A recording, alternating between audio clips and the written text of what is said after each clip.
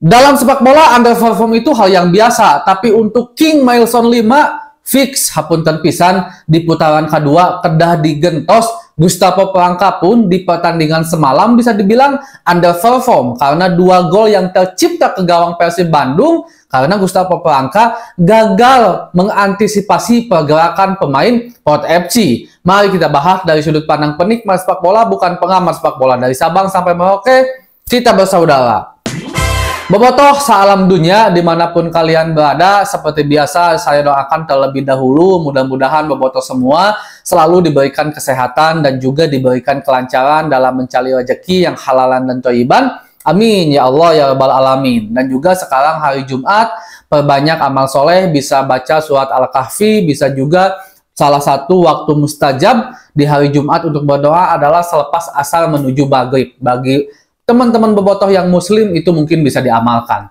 Nah, bobotoh salam dunia, harus kita akui Mailson 5 udah diberi waktu kurang kumaha lah, kasarnya gitulah ya. Dan sebenarnya kalau kita lihat historis dan juga background dari seorang Mailson 5 ini adalah pemain yang bagus. Bahkan bagaimana klub-klub sebelumnya juga, klub-klub papan atas, permainannya juga bagus, selalu inti. Cuman kita harus akui mungkin Mailson 5 udah habis, umurnya juga udah tua, sebelumnya juga nganggur terlalu lama, sehingga sentuhannya, daya jelajahnya, timing dia dalam bermain itu seperti hilang. Butuh waktu untuk Mailson 5 kembali menemukan sentuhannya. Tapi waktunya lila pisan, itu kan yang menjadi bahaya. Sebelumnya saya sempat optimis kepada permainan Mailson 5, karena memang jika dilihat dari CP-nya, Mailson 5 ini aslinya adalah pemain sayap. Cuman ketika David da Silva tidak ada,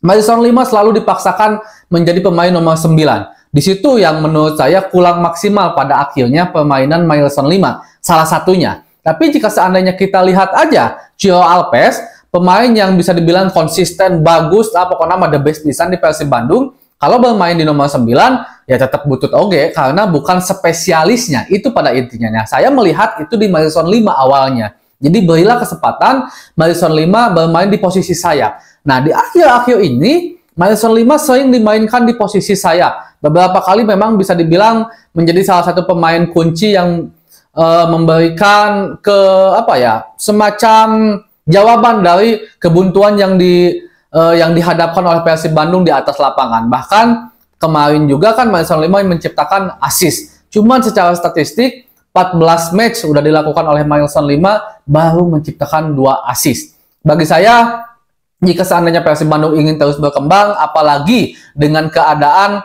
King Persib yang jadwalnya begitu padat, terus juga mudah-mudahan lolos ke 16 besar nanti dengan mengalahkan Zhejiang dan Lion City, kalah oleh Port FC, kita lolos ke 16 besar, otomatis semakin padat juga permainan Persib Bandung, yang dimana kita membutuhkan pemain-pemain yang sepadan. Jadi untuk sekelas Mailson 5, untuk kondisi saat ini, di mana Persib yang padat sekali, mudah-mudahan lolos 16 besar, ingin back-to-back juara di Liga, harus punya pemain yang benar-benar bisa menjadi jawaban ketika pemain inti tidak bisa bermain, seperti David da Silva.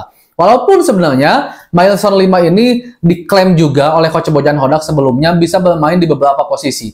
Bahkan waktu itu kan bobotoh sangat santer menggaungkan kritiknya kepada manajemen dan juga kepada pelatih Persib Bandung bahwa kita harus mencari pelapis David da Silva yang sepadan. Karena bobotoh juga sangat tahu dan sangat paham dan juga pastinya sangat mengerti kalau Persib Bandung tanpa David da Silva itu sangat kesulitan. Ada skema permainan yang hilang, dan ini udah dirasakan dari zaman Coach Robert Rene Albert, Coach Luis Milla.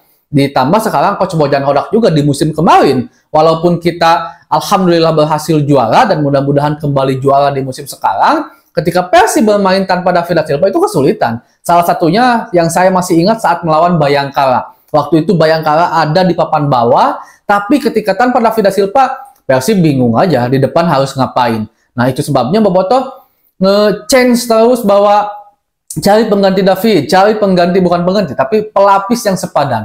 Makanya diambillah Dimas Derajat, salah satunya Dimas Derajat. Tapi harus ada opsi lain, karena walaupun Dimas Derajat adalah pemain asli nomor 9, striker murni, tapi jika seandainya kita lihat permainan Dimas sampai sekarang, kontribusinya bagus. Tapi kalau secara gameplay tetap jauh dengan seorang David da Silva yang dimana reading the ball-nya kuat, akurasi shooting-nya kuat, bola lambung untuk ngeheading-nya kuat, melindungi bola ketika serangan balik dan belum ada second line yang membantu, itu kuat juga. David da Silva juga bisa giring 1, 2, 3 lewati pemain-pemain lawan, kuat juga. Dan itu tidak dimiliki oleh Dimas Derajat. Dimas Derajat adalah tipenya benar-benar bisa dibilang kurang lebih hampir setipe dengan Christian Gonzalez dulu lah. Jadi harus benar-benar di depan baru kieu, walaupun ada pergerakan-pergerakan juga yang memang lebih fleksibel dibandingkan Christian Gonzalez dulu. Nah, akhirnya waktu itu datanglah Gustavo Poranca, datanglah Coach Cijan, yang pada akhirnya tinggal 1 slot pemain asing yang itu diharap-harapkan oleh Bobotoh bisa benar-benar menjadi pemain asing yang spesial, yang memberikan kontribusi kepada Persib Bandung, dan yang paling diinginkan memang adalah striker waktu itu. Muncullah nama Mailson Lima. Itu sebabnya harapan dan juga beban yang sangat besar kepada Mailson Lima, yang kalau dia tidak bisa memperlihatkan kualitasnya, performa terbaiknya, kontribusi yang besar terhadap Persib Bandung, maka dia harus out.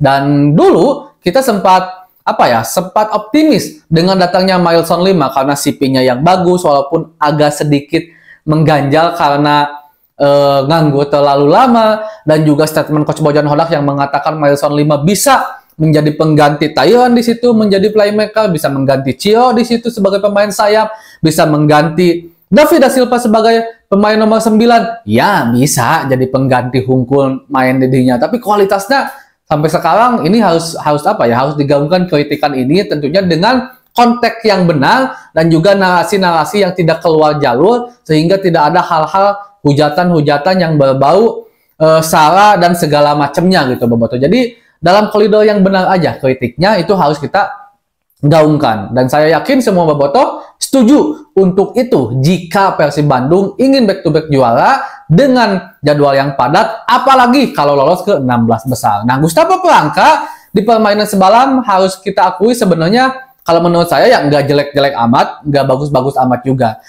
Cuman yang akhirnya ketutup permainan bagus Gustavo Poranca itu karena 2 gol yang tercipta ke gawang Persib Bandung, bisa dibilang karena striker dari Pot FC ini gagal dihalau atau pergerakannya gagal diantisipasi oleh Gustavo Poranca. Walaupun secara keseluruhan banyak juga sebenarnya clearance yang dilakukan oleh Gustavo Poranca, banyak juga halauan-halauan, positioning yang tepat. Cuman 2 kesalahan itu menjadi fatal, yang pada akhirnya Persib Bandung harus kebobolan 2 gol, walaupun kita juga tentu bersyukur karena Persib Bandung bisa mengembalikan keadaan dan menjadi imbang.